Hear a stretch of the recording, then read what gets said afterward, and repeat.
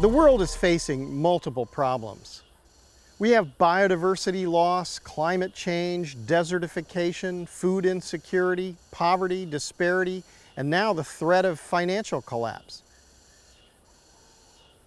It seems like there are two conversations going on, one in the developed world, which is talking about economics and technical solutions, and another one in the developing world, which is talking about survival and sustainability.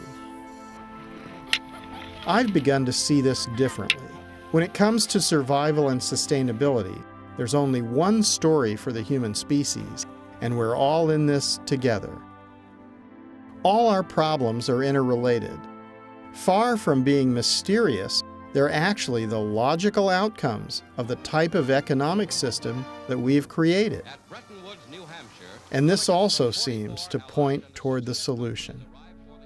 We know when we see a forest, a lake, the ocean, a natural river system, the atmosphere, that it's more valuable than computers, cars, or airplanes, which are valuable for a short time, but then become trash and pollution. Natural systems are renewable. They've evolved over billions of years, and they are infinitely valuable. Now, the global economy values production and consumption. And although few understand it, speculation. This has suggested the finite derivatives shaped from the Earth's natural systems are somehow more valuable than the infinitely renewable systems themselves. This is simply wrong. We need to admit that we made this mistake. If we were to truly value natural systems, then nature would become the basis of our money and our economy. To protect nature, then, would not be a luxury, but a necessity.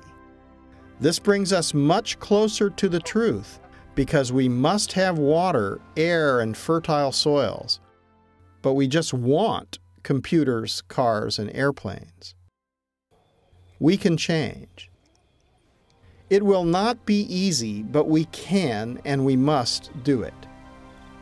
I think there are two possibilities. If we are thoughtful and do the right thing, then we can consciously transition to a new paradigm in which human actions and the natural environment are in harmony. The other possibility is that the current system implodes from its own corruption and mistakes, and we are forced to try to salvage whatever we can of human civilization.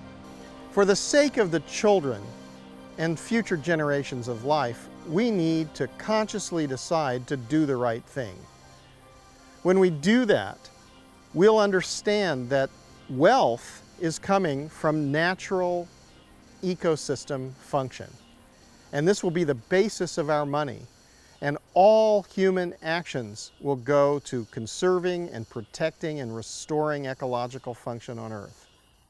We need to shift societal intent away from the production and consumption and waste of the economic system as we see it now, and realize that wealth is coming from natural ecosystem function. If we run out of water, if we run out of fertile soils, if we run out of air, if we alter the climate, our money is worthless.